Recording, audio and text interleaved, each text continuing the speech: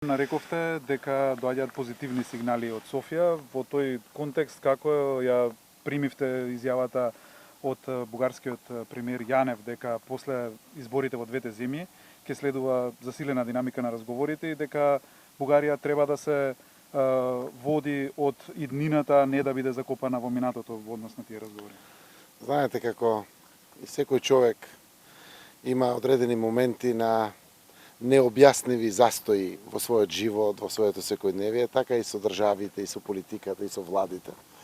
Јас на вистина целиот овој период потврдувам дека ние сме пријателски земји. Нашите народи се блиски, први соседи сме и треба да соработуваме. Изјавата на мојот колега премиерот Јанев ја прифаќам како добра, позитивна порака, затоа што и на вистина на позитивен пат се движиме. Иако работат се уште технички комисии од двете Министерства за надворешни работи, можам да кажам дека тоа е патот. Низ разговор, низ диалог да се изнајдат решенијата. Јас знам дека во среда во Словенија ќе имаме состанок со председателот Радев, заедно со високите представници на Европската Унија, на премиерот Јанша, тука ќе биде сигурно Вархели, на состанокот се присутни, односно на целиот самит, ќе бидат присутни канцеларката Меркел, председателот Макрон и многу други европски лидери, каде што само уште еднаш ќе потврдиме дека тоа е патот.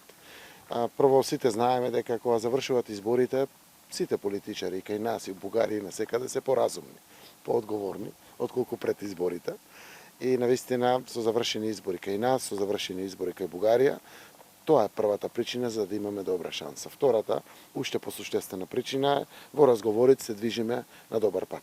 Меѓусебната разбирачка се повеќе е присутна во разговорите, тие да не разберат нас, ние да ги разбереме нив и верувам дека низ едни такви разговори, низ диалог, низ убава дипломатија, низ пријателство и подадена рака, ќе го потврдуваме добрососедството, пријателството и соработката со Бугарија, кое што е означено со договорот од 2017, но во пракса исто така мораме тоа да го гледаме секој ден околу нас. Так, на оваа тема очекување од самитот ЕУ? Прво очекувам Западен Балкан? самитот да збори генерално за Западен Балкан, затоа што овој не е одлучувачки самит.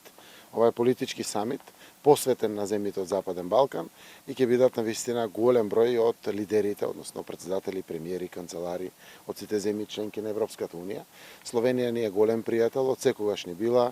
Премиерот Јанша се залага многу да го врати позитивниот сигнал за проширувањето кон Западен Балкан. И јас верувам дека со соодветни формулации на реченици, со конкретни гестови, со сериозни одлуки ќе се испрати таа порака на проширување на Европската Унија према Западен Балкан и ќе биде недвосмислена, ќе биде чиста и ќе биде јасна. Затоа што ова е обострано потребен процес. Да, на нас ни треба, затоа што сите земји од Западен Балкан, нашата иднина ја гледаме во Европската Унија, но Европската Унија знае дека Западен Балкан ни треба. Затоа што ние сме дел од Европа, ние сме не само дел од европскиот континент, туку сме дел од Европа како политички систем, како организација и слично, и нашето место е токму таму. Еве, потврдата секојдневно ја имаме. Дали се работи за бегалска криза, па заедно действуваме. Дали се работи за енергетските проекти, не можете да испорачате струја од Италија према Бугарија или према Романија без Западен Балкан, или од Словенија према Грција или така слично. Или ако зборуваме за економските текови, гледате, поврзани се компаниите, најголемата соработка што имаме ние со Европската Унија, а Европската Унија доминантно со Западен Балкан. Прво тука пораките мора да бидат чисти и тоа верувам дека се случи во среда на 6 октомври и второ ќе биде импетус, односно мотивација дополнително помеѓу Бугарија и Северна Македонија да навистина до крајот на годината ја завршат оваа работа, ги затворат отворените теми и отворат едно ново поглавје на соработка, а за нас тоа значи европеизација во делот на совладувањето на кластерите, поглавјата кои што 2022 година верувам искрено дека ќе бидат отворени. Однос на изјавата на Јанев, сметате ли дека ќе има промена во ставовите? Дали влијаеше посетата на Вархеи и најавеното американско мешување во диалогот? Пријателите, како што еврокомесарот наш за проширување, затоа што земјите членки си има дури и своји комесари во Европската Унија, Соединетите Американски држави, председателката на Европската комисија, председници исто председателот на Европскиот совет Шарл Мишел, сите заедно се пријатели, тие може да не охрабрат. Ова се решава билатерално и ние разговараме билатерално за да го изнајдеме решението. Имаме позитивни поместувања билатерално. разговорите. Тоа е причината зашто верувам дека ќе се придвижиме кон решение, а секако сите сме и заморени затоа што светот оди напред.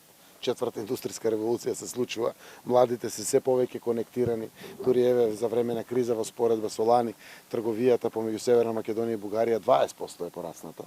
Значи бизнисот тера, работи, луѓето се работуваат, имаме инвестиции, дури еве и во големите, најзначајни проекти како што се обновливите извори на енергија, имаме бугарски инвестиции кај нас, како што има и наши инвестиции. ИГМ инвестира во Петрич, не знам, Тиквеш инвестира широм Бугарија и така натаму и така натаму. Така да ние имаме главна должност да го поддржиме тоа што значи соработка помеѓу двата народи, македонскиот и бугарскиот народ, но истовремено и бизнисите од двете земји. Така, на прашање во врска со образованието само и новата образовна реформа за прво и четврто оделение која почна од оваа година. Знаете ли, имате ли сознание дека родителите посебно се жалат дека речиси секое дете од четврто оделение учи од фотокопирани скрипти спротивно на она што беше предвидено со самата реформа, бидејќи немаат училиштата ниту смарт табли, ниту таблети. Планирате ли да преземете нешто во врска? Секако дека постојано го следиме целиот овој процес и владата, министерството носиме соодветни одлуки како да ги доопремиме и училиштата и учениците и ќе бидеме максимално посветени. Децата се најважни, посебно учениците, и тука ќе посветиме и ресурси, и внимание, и капацитетност и слично. Сакаме да ги научиме да трагат по интернетот, да видат што во суштина во пракса значи тоа што го учат, како изгледа од сите можни агли и аспекти, затоа што навистина учебникот е само едно од помагалата за да се научи областа, темата, проблематиката за кој што учат соодветно децата, доминантно еве зборувам за четврто оделение. Ваквиот начин е модернистичкиот начин по кој што светот веќе години, па ако не и децении работи, треба нашите деца да го фатат чекорот со останатите дечиња. Секако до тогаш ќе има учебници, скрипти, се што им е како помагало, додека тоа не го доопремиме, но верувајте, кога ги пробивате првите стапки во снегот за нешто ново, секогаш треба сите позитивно да бидеме посветени, за да прво не трпат децата, сите да добијат шанса за еднакво образование, а државата никако да не штеди ресурси да го овозможи токму тоа.